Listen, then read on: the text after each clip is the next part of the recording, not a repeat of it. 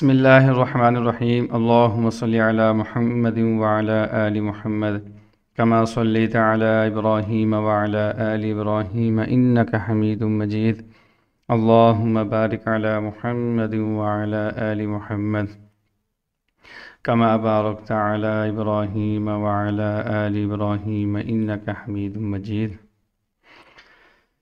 जी अल्हम्दुलिल्लाह, हमने नूरानी क़ाइदे का तीसरा और मेन हिस्सा अल्हम्दुलिल्लाह हमने शुरू कर लिया है, जो कि साउंड्स के बारे में है। हरकत का साउंड, तनवीन का साउंड, खड़ी ज़बर खड़ी ज़र उल्टा पेश का साउंड, हुरूफ मद्दा, हुरूफ लीन, जज़म एंड शद का साउंड। इन तमाम चैप्टर्स के साउंड्स के बारे में बात की जाएगी। हरकत तनवीन के बाद हम जंप लगाएंगे डायरेक्ट जज़म पर, जज़म के बाद हम शद के बाद कुरान मजीद। सवाल पैदा होगा खड़ी ज़बर, हुरूफ मद्दा, हुरूफ लीन दरमियान में स्किप क्यों कर दिए गए? जवाब हम जज़म वाले चैप्टर में उनको क्लियर करेंगे। तो टोटल 4 चैप्टर हो गए, हरकत, तनवीन, जज़म एंड शद।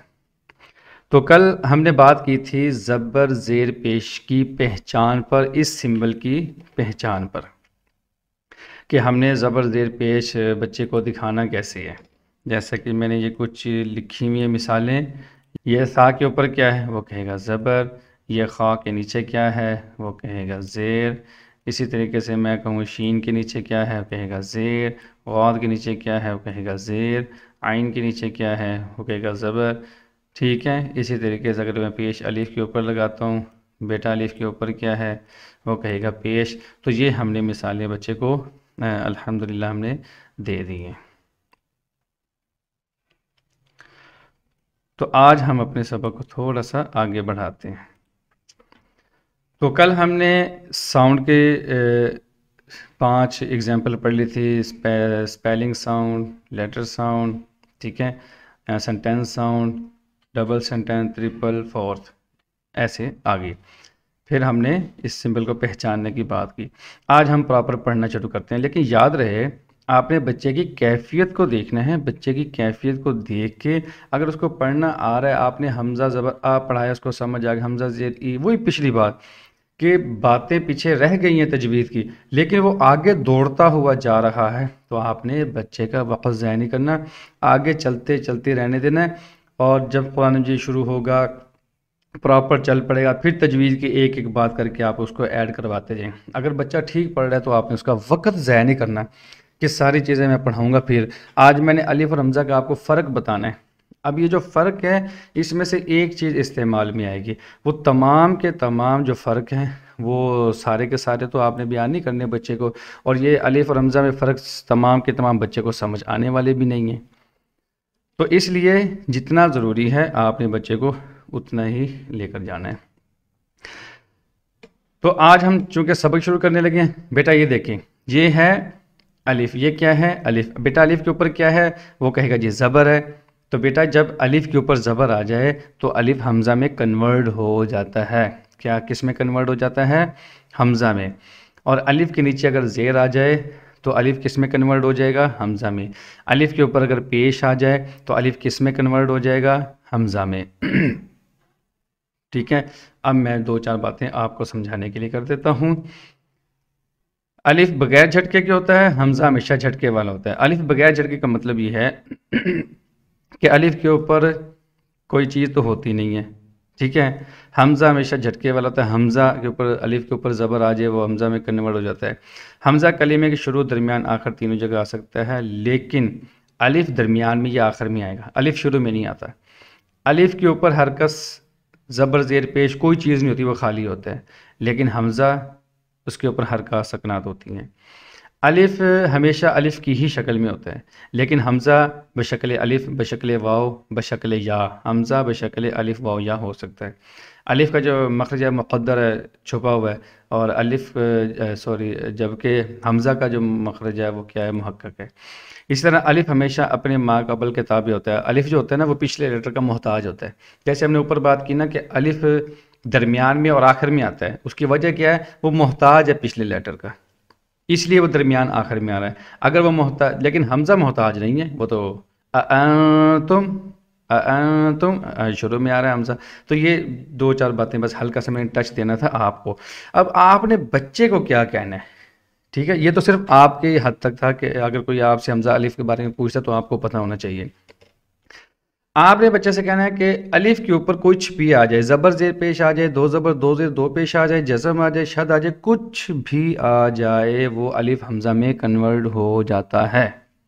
आगे जाकर एक सवाल आएगा कि अलिफ के ऊपर ना गोल सी ज़ीरो लिखी होती है, जैसे आना, आना का जो अलिफ है उसके ऊपर एक ज़ीरो लिखी होती है, उसका मतलब होता है, इशारा होता है कि ये अलिफ नहीं पढ़ा जाएगा, तो बच्चा उसको भी कह सकता है कि वो ज़बर है, ठीक है, सॉरी ये हमज़ा है।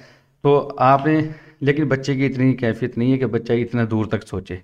जब वो बच्चा सवाल करेगा आपने फिर उसको जवाब दे देना है, क्योंकि बाज़ रस्मुल ख़त में अलिफ के ऊपर सिंबल कुछ मुख्तलिफ टाइप के लिखे होते हैं। अरबी कायदा अगर आप देखते हैं उसके ऊपर जो सिंबल होता है, जैसे कि मैं एक खोल के आपको दिखा देता हूँ, उसके ऊपर जो हमज़ा वसली होता है, जो हमज़ा वसली होता है, हमज़ा वसली के ऊपर एक थोड़ा सा सिंबल टाइप का लिखा होता है, वो मैं आपको अभी दिखाता हूँ अगर मुझे नज़र आ जाए तो। जैसे ये देखें, ये हमज़ा वसली है, हमज़ा वसली के अंदर ये सिंबल उन्होंने दिया हुआ है, ये सिंबल निशानी होती है कि ये हमज़ा वसली है। अगर व इलल, और इसी देखें ये अलिफ के ऊपर छोटा सा सिंबल सौद टाइप का दिया हुआ है, ये अरबी रस्मुल ख़त है, ठीक है।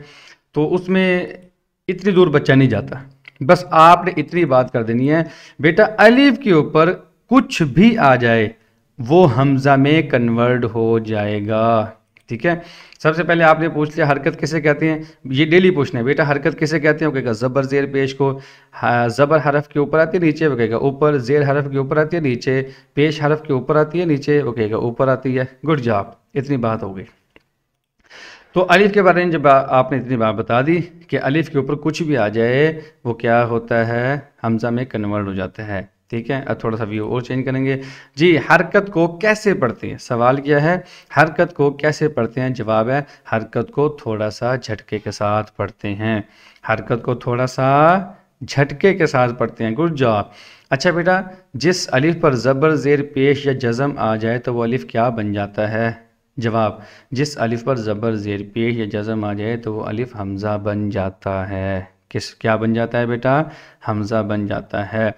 अब आपने रोज़ाना की बुनियाद पे ये चैप्टर जब आपने शुरू किया तो रोज़ाना की बुनियाद पे जी बेटा हरकत किसे कहते हैं, वो कहेगा ज़बर ज़ेर और पेश को, या कहेगा फ़तहा कसरा एंड दम्मा को, ज़बर हरफ के ऊपर आती है या नीचे, बच्चा कहेगा ऊपर, ज़ेर हरफ के नीचे आती है या ऊपर, वो कहेगा नीचे, पेश हरफ के ऊपर आती है नीचे, वो कहेगा ऊपर। सवाल हरकत को बेटा कैसे पढ़ते हैं, जवाब हरकत को थोड़ा सा झटके के साथ पढ़ते हैं। सवाल जिस अलिफ पर ज़बर ज़ेर पेश, जिस अलिफ पर फ़तहा कसरा दम्मा या जज़म सुकून, हम तो जज़म कहते हैं ना, अरबिक वाले सुकून कहते हैं, है भी सुकून, जज़म भी कह सकते हैं, आ जाए तो वो अलिफ किस में कन्वर्ट हो जाता है, वो कहेगा जी हमज़ा में कन्वर्ट हो जाता है।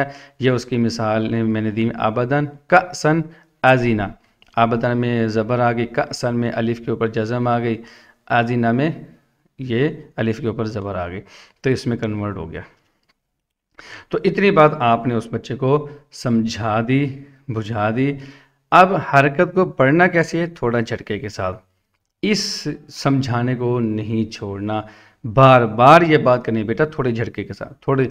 अक्सर बच्चे ज़बर ज़ेर पेश को खींचते हैं, अक्सर बच्चे ज़बर ज़ेर पेश को खींचते हैं, उन्हें ये नहीं कहना मत खींचो बेटा, खींच के ना पढ़ो, नहीं बेटा ज़बर ज़ेर पेश को खींच के पढ़ते हैं, वो कहेगा नहीं कैसे पढ़ते हैं बेटा, झटके के साथ। अगर आप झटके के साथ भी कह देंगे ना कोई इशू नहीं है। अच्छा एक पॉइंट और है, मैंने ये नोट किया है कि जब कहा जाए ना बेटा थोड़े झटके के साथ, उस बच्चे को समझ नहीं आती, बस उसको कहें झटके के साथ, वो थोड़ा झटका खुद ही लगा लेगा। थोड़ा झटका को ना फिर भी वो थोड़ा बहुत खींच रहा होता है, पढ़ना तो थोड़ा झटके के साथ है, लेकिन मैं सजेशन यही करूँगा कि आप झटके का लफ्ज़ ही यूज़ करें, ठीक है बेटा। ज़बर ज़ेर पेश को कैसे पढ़ते हैं, झटके के साथ, उसको थोड़ा झटका समझ नहीं आता, अ इ उ ऐसे, ठीक है। अब इतनी बात हो गई।